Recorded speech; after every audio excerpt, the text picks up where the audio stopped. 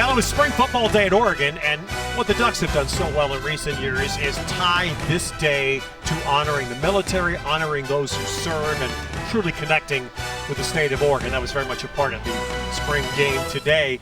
And Glenn, you know, the obvious question for Oregon is who's going to replace Marcus Mariota.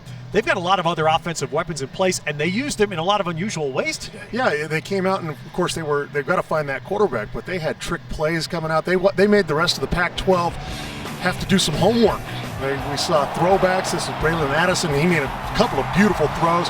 They had flea flickers going on. First play out of the gate, they've got some things happening, trick plays, keeping defense on their toes. Of course, defense has to play responsible, and that's something for Pelham to work on. Two offensive things we should talk about. We saw Braylon Addison. Braylon Addison was a part of this thing quite a bit coming back from injury. And the other part, Charles Nelson, who they thought was going to move to cornerback, actually caught 5 passes. Yeah, he caught 5 passes, showed incredible burst on defense, had an interception. You know, he's got such good ball skills. He's another weapon that they've got. So they're loaded with weapons if they can find that one quarterback.